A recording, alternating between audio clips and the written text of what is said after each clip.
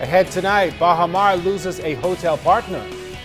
Taxes owed by Baha Mar could put its gaming license in jeopardy. We'll bring you all the details coming up in the Bahamas tonight. And the Bahamas financial blacklisting has been disregarded. The Bahamas tonight, the national report starts right now.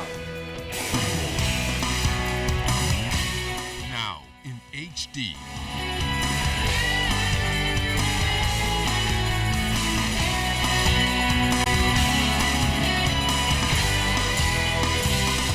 ZNS Network presents The Bahamas Tonight. This portion of the news brought to you by BTC Every Day. The complexity of the Baha Mar debacle has now intensified as one of the three renowned hotel brands has filed a court petition to terminate its contract with the mega resort. Good evening, everyone. I'm Chris Saunders. Thank you for joining us. Baha Mar is no stranger to popular resort and gaming brands pulling out. But despite the recent turn when Baha Mar declared bankruptcy, further pushing back its thrice delayed opening, the three existing hotel brands, Hyatt, SLS, and Rosewood, had been suspiciously silent. Tourism Minister Obi Wolshcombe in a recent interview had allayed fears that the brands might make a move by saying, at last check, they were all holding strong and looking towards the Bahamian Riviera Resort opening. But as Clint Watson tells us tonight, the Bankruptcy Court of Delaware received new documents indicating that one of the brands is calling it quits.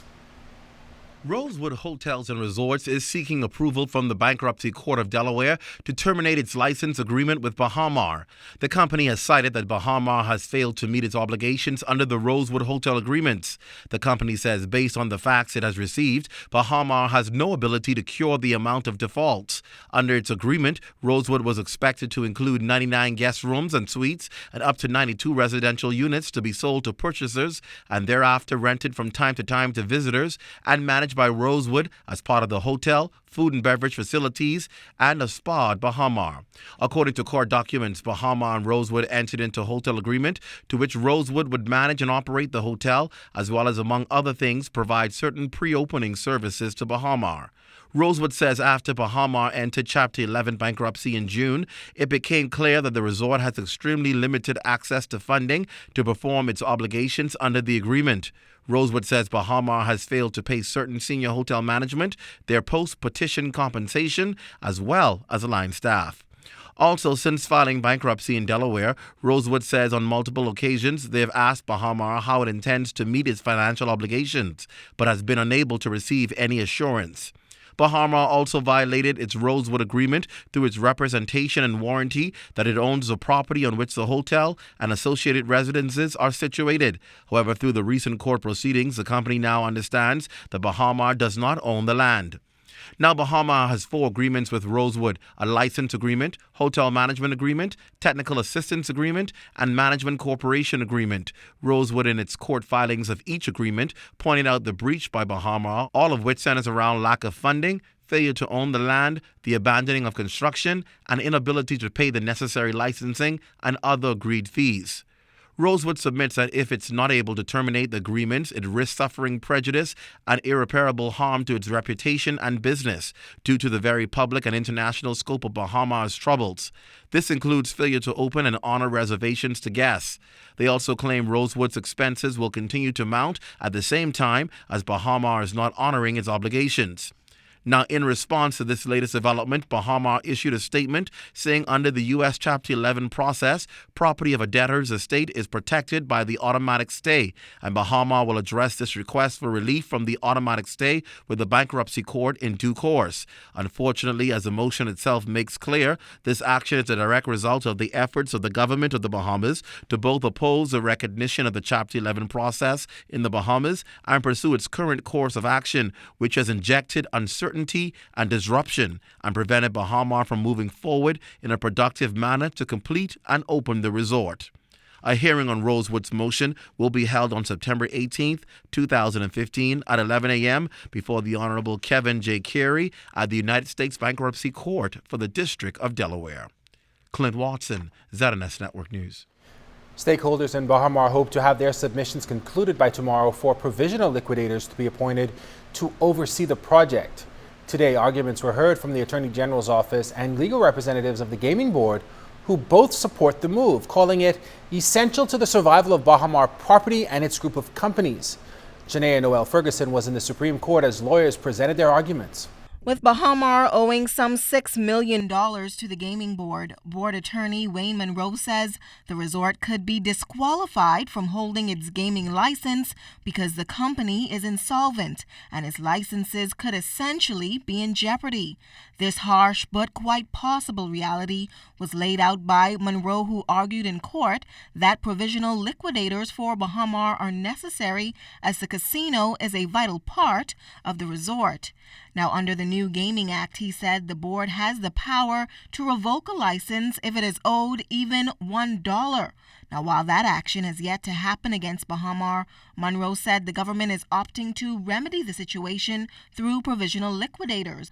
The liquidators, he says, will not only ensure the gaming licenses are protected, but will also act in the best interest of the public, ensuring that the resort opens as soon as possible. The QC also revealed the details of the agreement between the government and Baha Mar. The government, he noted, invested $1.2 billion and had expected an increase in visitor arrivals, increased taxes, and increased employment. Additionally, the government agreed not to grant any other casino license other than what was pending with South Ocean, and agreed not to make a better deal with any other developer. Meanwhile, lead attorney for the Attorney General's office, Peter Knox, also argued that provisional liquidators remove the mistrust and bad blood that now exists between Baha Mar stakeholders and ensure the property opens. With litigation taking place in London, the U.S., and now the Bahamas, Knox said things have gone too far, and without regulators in place, it could mean doomsday for Baha Mar. Knox said the Chapter 11 filing is irrelevant at this point, and the course Baha Mar officials want to take would mean gross reduction in staff. He added that resort officials would only need the bare minimum of personnel to maintain the property, and the project will incur more expenses with a new contractor. Provisional liquidators, he said, would maintain the value of the assets and prevent the misuse of the assets. Funds, he said, are being exhausted through the Chapter 11 filing in the United States, with the real prospect that the hotel will not open. Legal representatives for Baha Mar also raised the issue Thursday that there could be a conflict with proposed liquidators from Ernst & Young. Its attorney, Megan Taylor, responded to this assertion, claiming that there is no conflict as Ernst & Young is not a creditor to the Baha Mar group of companies, making them independent and objective. Janaea Noel Ferguson, ZNS Network News. Police make a startling revelation in the follow-up to that police-involved shooting yesterday in the Cowpan Road area. Assistant Commissioner of Police Stephen Dean said that as a follow-up to the shooting death of one of the country's most wanted men, Ronnie Jean, they can now clear 29 armed robberies and have also recovered 8 stolen vehicles. That number could still rise as police are still investigating. Police say 32-year-old Jean robbed 2 men of a Honda and a Cherokee Jeep and a woman of her cell phone on Carmichael Road yesterday. When police tried to apprehend Jean, he opened fire on police and police returned fire, connected and killed Jean. The Bahamas' blacklisting by the European Union is a non-issue for the Organization for Economic Cooperation and Development, which is one of the heads calling the blacklisting unfair. Director of the OECD's Center for Tax Policy and Administration, Pascal Saint-Armes, said the Bahamas has made tremendous progress towards transparency in its financial services. Saint-Armes says the Bahamas has been compliant with the OECD's standards of exchange of information on request and has committed to the automatic exchange of information that will soon be implemented. There's nothing else you can do for the time being. Even though there are some challenges for the implementation of automatic exchange of information, you've done what you had to do. And therefore, it's very unfair that you end up on a blacklist, which actually is not even a list. It's just a compilation of existing lists which are inconsistent.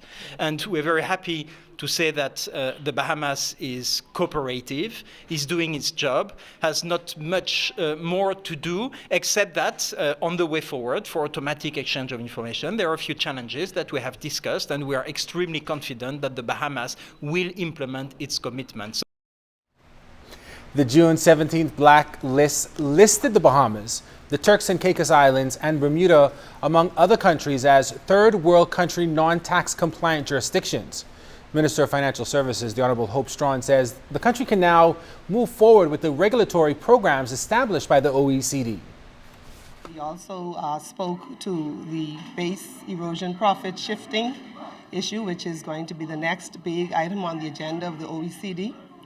And we also heard from him as it relates to automatic exchange of information.